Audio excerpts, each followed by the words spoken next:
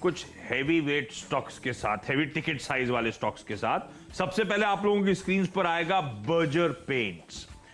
Paints company की strength देखते ही बनती है। कल हम लोग चर्चा कर रहे थे $60 के ऊपर ब्रेंट है, देखते देखते वो $61 के लेवल छू रहा था।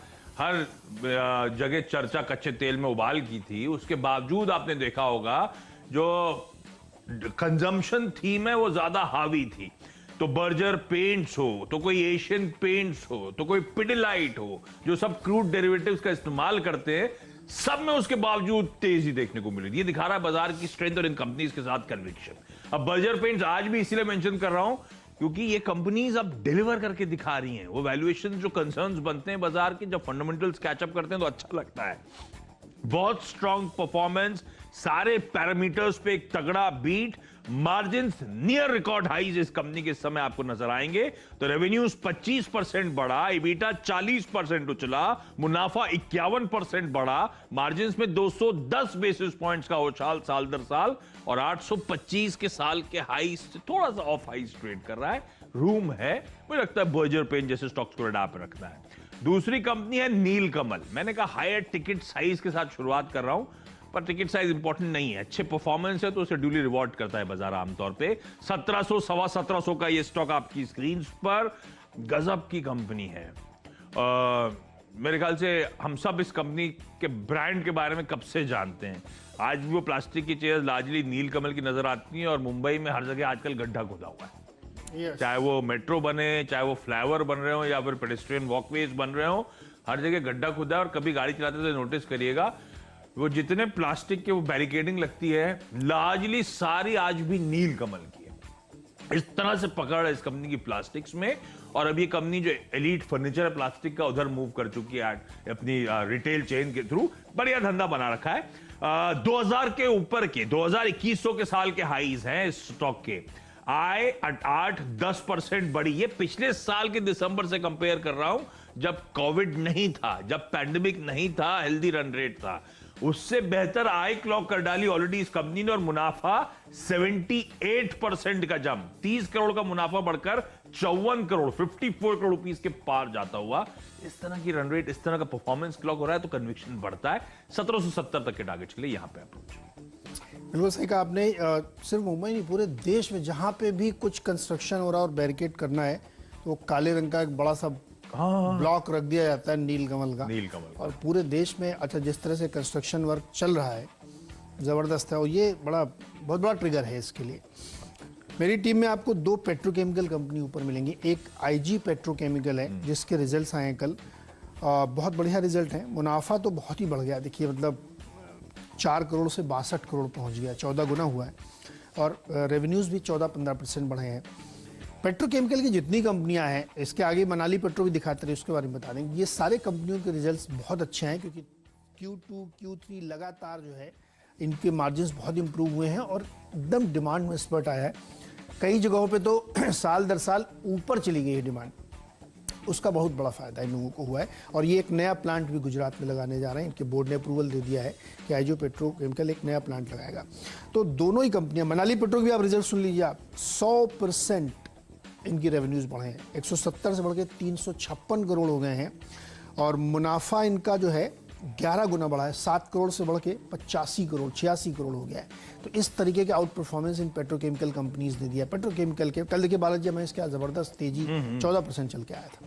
इसलिए कहना इन कंपनियों को मिस नहीं करना चाहिए, दमदार नतीजे। और ये कंटिन्यूएशन में रहेगा क्योंकि जिस तरह से इंडस्ट्रियल चीज़ें रिवाइव हो रही हैं, उनका फायदा इनको मिलता रहेगा। दोनों स्टॉक में खरीदारी चला होगी। ओके, अगला स्टॉक जो कड़ी में है वो, एक मैं कह रहा हूं टिकट साइज बड़े आ गए आज ज्यादातर।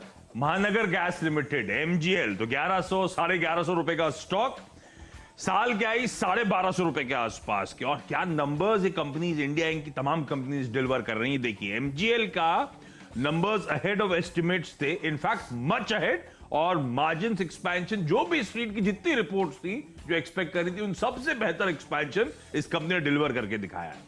अब आय 10% गिरी, स्ट्रीट एक्सपेक्ट करता गिरेगी और एक्सपेक्टेशन जितनी थी उससे कम गिरी, पर उसके सामने इबिटा 22% बढ़ा, मार्जिन्स 34-35 से बढ़कर 47-48% पे पहुंचे।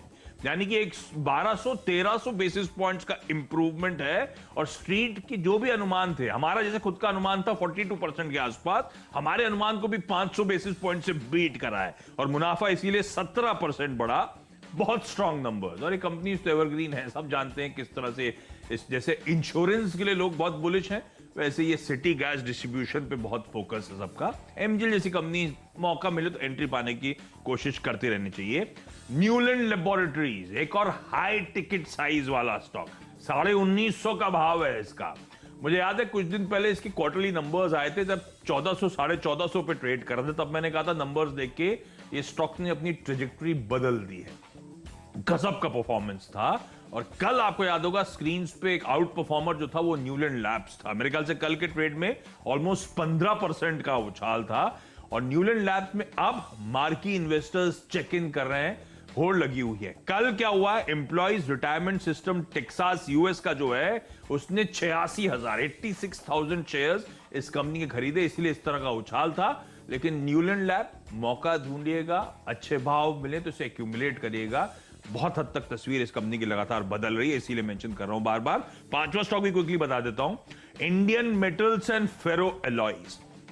इस कंपनी को आप रखिएगा, 1200-1300 करोड़ रुपए की मार्केट कैप वाली कंपनी, 450 का भाव है इस कंपनी का।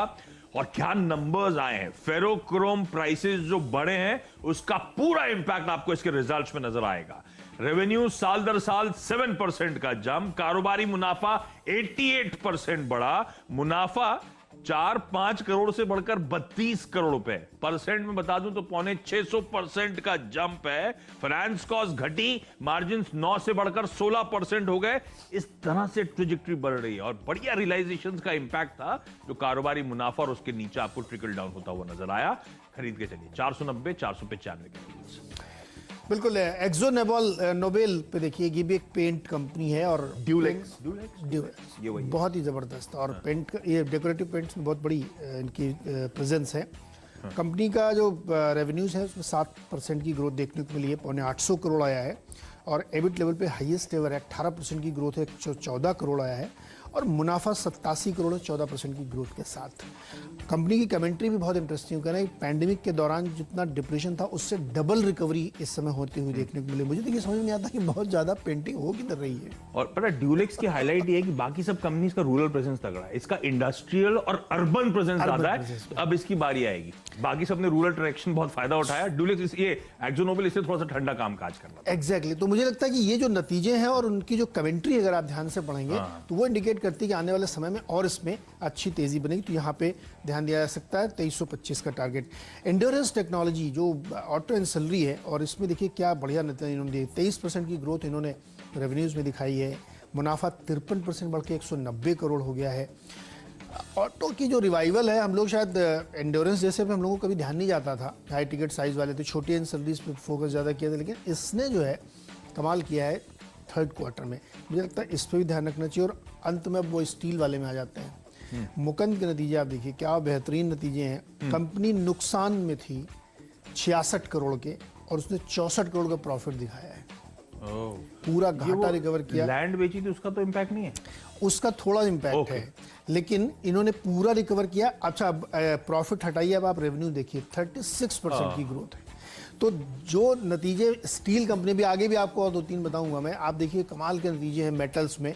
तो मैं लगता है इस पे ध्यान रखना चाहिए। 76 रुपए के टारगेट के साथ मुकंद खरीद सकते हैं। और अब बारी डिपेंडेबल की। अच्छा, डिपेंडेबल के तौर पे एक स्टॉक घूमा जब कल कॉमर्स मिनिस्टर पीयूष गोयल साहब के कई बयान आ रहे थे।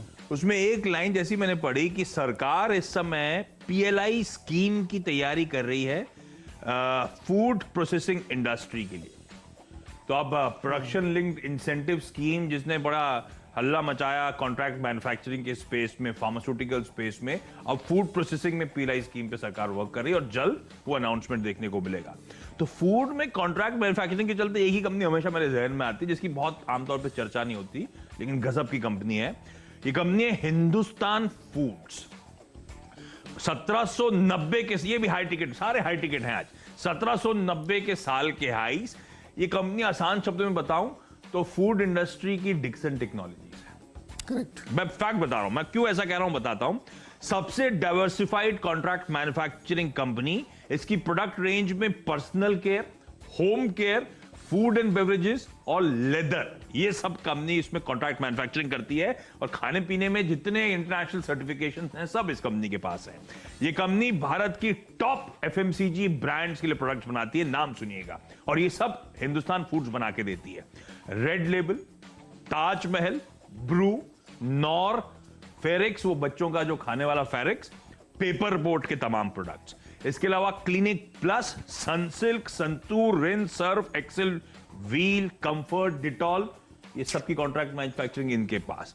Hush Puppies, Arrow, US Polo के जो लेदर के जूते वगैरह देखते हैं, सबकी कॉन्ट्रैक्ट मैन्युफैक्चरिंग इसके पास। इस तरह का गेम है। हिंदुस्तान फूड्स इंटरेस्टिंग है। हमेशा क्वेश्चन रहता है वैल्यूएशंस को लेकर, वैल्यूएशंस रिच है, कोई डाउट नहीं है, पर ये डिक्शन के साथ भी हकीकत है।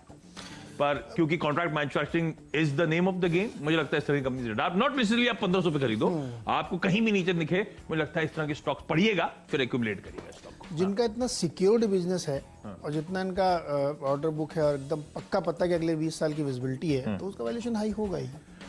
और क्योंकि सरकार तूल दे रही है इस तरह की कंपनीज को, इसीलिए। और अभी आप डिक्सन को रिप्लेस करके नई फैक्ट्री लगाएंगे पूरी, तो वो रिप्लेसमेंट कॉस्ट बहुत बड़ी है और नई फैक्ट्री लगाना अपना झंझट का काम है। तो ये जिनके पास इतने बड़े एचयूएल जैसे या तमाम कंपनियों के, बाटा के फ्रेंचाइजी है, तो आप मतलब उसमें सिक्योर्ड बिजनेस इसलिए हाई वैल्यूएशन है। हालांकि हाई टिकट बार बार आप करें, हाई टिकट की चिंता मत करिए। जब 70,000 एमआरएफ चलता है भैया 95,000 का, 70,000 वाला एमआरएफ लोग खरीद रहे हैं, तो बेचारा 1500 का है।